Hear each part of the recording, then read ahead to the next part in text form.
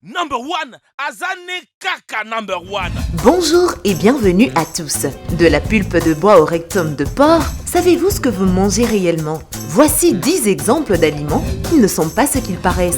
Mais avant d'aller plus loin, pouvez-vous répondre à cette question? Je suis le seul aliment qu'on met au frigo, mais qui reste toujours chaud. Alors, de quoi s'agit-il? N'oubliez pas de nous le signifier dans vos commentaires. Bon, c'est parti.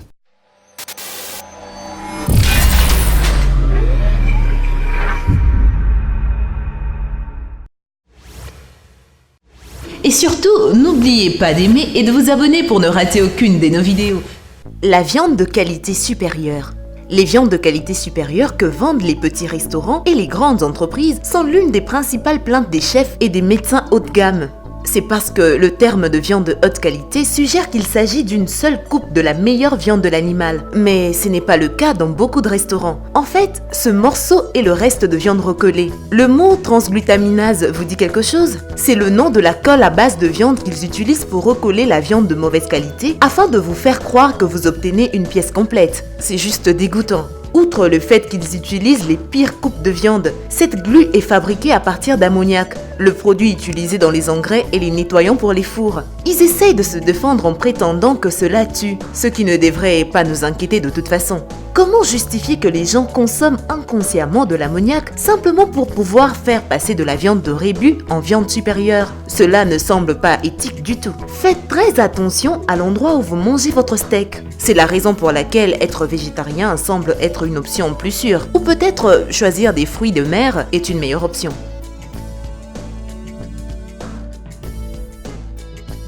L'imitation des crabes, ou peut-être pas de fruits de mer. D'une part, les crustacés se nourrissent des pires débris possibles au fond de l'océan. La créature qui en pâtit le plus est la crevette. Ces aliments qu'ils mangent ne disparaissent pas comme par magie quand ils sont attrapés et cuits. Il y a encore des choses que nous mangeons d'occasion. Néanmoins, l'achat des crabes et des crevettes fraîches coûte cher, mais vous pouvez vous procurer des gâteaux aux crabes et d'autres mets délicats à l'épicerie à un très bon prix. Pourquoi? C'est généralement parce qu'il est faux sous l'apparence de la chair de crabe, c'est une imitation. La chair de crabe d'imitation est fabriquée à partir des restes d'autres poissons qui sont rassemblés et injectés dans un moule. Il hache et hache des poissons au hasard jusqu'à ce qu'il ait la même texture que le crabe. L'ensemble est ensuite créé en une pâte qui est congelée puis brasée en flocons ressemblant à un crabe. Pour lui donner un goût de crabe, il suffit d'ajouter de la saveur et de la colorer pour qu'elle ressemble à du crabe. Alors, la prochaine fois que vous irez chercher du crabe pas cher, n'oubliez pas que c'est probablement des restes de poissons hachés, congelés et colorés. Si vous n'êtes pas vraiment fan de ce processus, eh bien, pensez-y. Le fromage parmesan.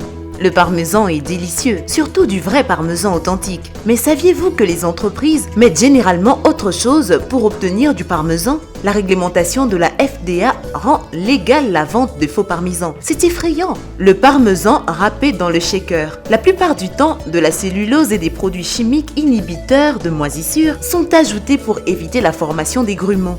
La cellulose provient de la pulpe de bois broyée et est considérée comme matière inoffensive et organique. Ils ajoutent généralement 2 à 4% de cellulose, mais la FDA ne la restreint pas. En fait, il a été prouvé que certains contiennent 20%. C'est beaucoup de cellulose sur vos pâtes. Le plus triste est que cela est autorisé aux États-Unis. Le parmesan signifie légalement le type de fromage qui vient de Parme en Italie. Mais aux États-Unis, on peut appeler cela du parmesan quand il s'agit juste de la mozzarella déshydratée et râpé. La plupart du temps, lorsque vous obtenez du parmesan, ce n'est pas du parmesan, c'est de la cellulose et un mélange de fromage bon marché.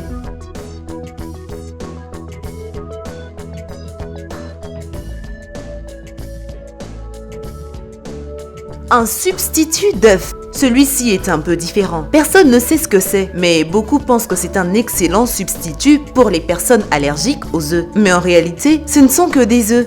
Ils prennent principalement des blancs d'œufs frais, congelés ou en poudre et ajoutent d'autres ingrédients, mais pas beaucoup. En fait, ils ne contiennent que 99% de blancs d'œufs. Les 1% sont des arômes artificiels. Il n'y a pas vraiment beaucoup de substitutions. Pourquoi voudrait-il simplement aromatiser les blancs d'œufs? Le substitut d'œuf est un peu trompeur et devrait être destiné aux personnes allergiques aux œufs qui ont besoin d'un substitut. En bout de ligne, c'est pas un substitut d'œuf, c'est juste des œufs plus chers. On dit que c'est une légende urbaine et toutes les légendes découlent d'un élément de vérité, peu importe sa taille. Cela peut être vrai ou faux, mais il est suffisamment intéressant à partager. Il se concentre sur les calamars d'imitation. Cela a commencé quand quelqu'un a vu une boîte de calamars artificielle dans une ferme porcine. Ce calamar serait en fait le rectum du porc. Les bouches à oreilles se propagent comme une traînée de poudre et tout le monde commence à accuser les restaurants de vendre du rectum comme du calamar. Ce serait illégal et puisque peu de choses ont été officiellement dites après cela. Ce qui n'a pas d'importance puisque de toute façon nous mangeons toutes sortes de morceaux de porc. Quel que soit le morceau, le souci est en fait de pouvoir manger du calamar, tout en sachant que c'est du vrai calamar. Le sirop d'érable. Le sirop d'érable est savoureux et, mis à part un sucre naturel, il a peu d'effets néfastes sur notre corps. Cependant, si vous découvrez que la plupart de sirops d'érable que vous achetez ne sont pas du tout du sirop d'érable, que faire? Le sirop d'érable est bon. Mais qu'est-ce que vous achetez? Le sirop d'érable contient principalement de l'eau, du sirop de maïs à haute teneur en fructose, du colorant au caramel et d'autres produits chimiques. Vous ne mangez généralement pas du sirop canadien frais de l'arbre. Maintenant, il contient toutes sortes d'ingrédients qui sont loin d'être naturels et qui sont mélangés à toutes sortes d'arômes artificiels comme le beurre et le bacon. C'est un produit pour lequel vous devez absolument vérifier l'étiquette.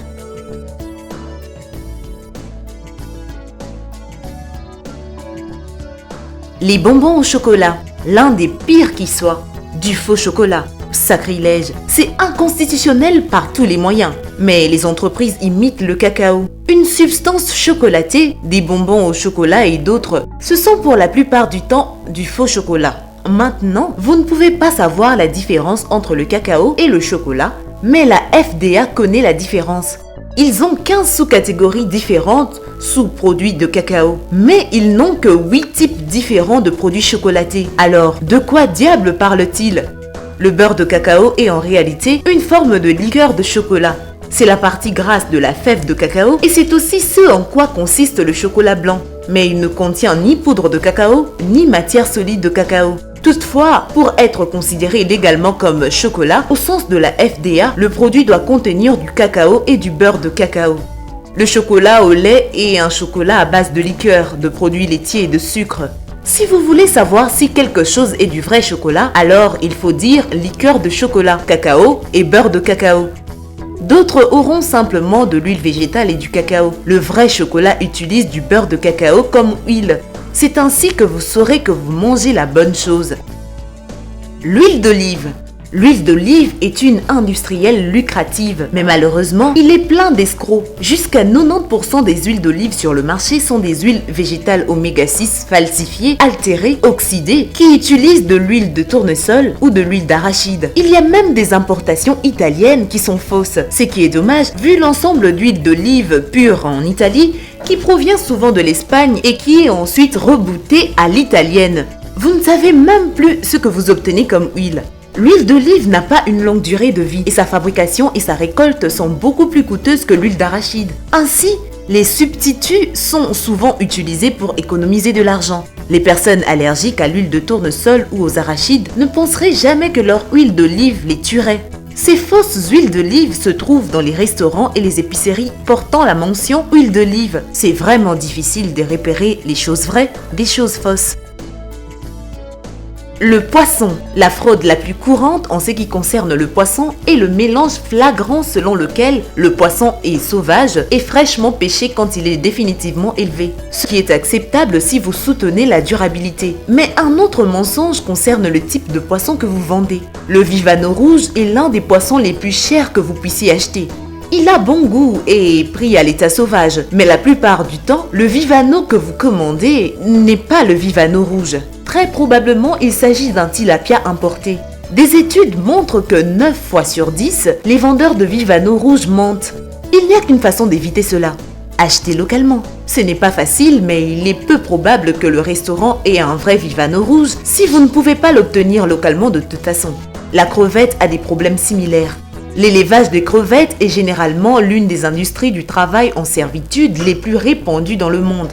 Si vous voulez obtenir des délicieuses crevettes fraîches, vous devez vous rendre sur les côtes de la Géorgie. En 2015, la FDA a découvert des antibiotiques illégaux et des niveaux élevés de toxines dans les crevettes que nous consommons. Maintenant, Cela ne veut pas dire qu'il ne faut plus manger de crevettes. Rappelez-vous simplement que tout n'est pas propre.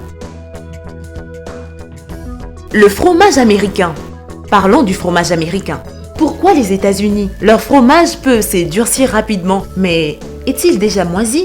Non, c'est parce que ce n'est pas du fromage. On l'appelle fromage fondu pasteurisé ou produit à base de fromage fondu pasteurisé ou aliment à base de fromage fondu pasteurisé. Le fromage ordinaire est créé en chauffant du caillé en un bloc, mais le fromage américain est fait en mélangeant ensemble des restes de fromage aléatoires. Ceux-ci sont pasteurisés et émulsionnés pour rendre le tout lisse et gluant. En outre, ce n'est pas naturellement un bloc. Il n'est même parfois pas tranché, c'est moulé. Bien sûr, il est délicieux sur les hamburgers, mais le processus utilisé est moins qu'appétissant. Ce n'est même pas légalement du fromage. En fait, il contient plus de 20 ingrédients qui, vous le savez, ne peuvent être bons pour vous. C'est peut-être moins cher, mais dans l'ensemble, c'est moins satisfaisant qu'un bon morceau de vrai fromage. Après aujourd'hui, nous garantissons que vous ferez probablement plus attention à ce que vous mangez. Alors, n'oubliez pas de nous laisser vos commentaires sur ces aliments. Eh bien, merci d'avoir suivi cette vidéo et surtout, n'oubliez pas d'aimer et de vous abonner pour ne rater aucune de nos vidéos. Quant à moi, je vous dis bye bye.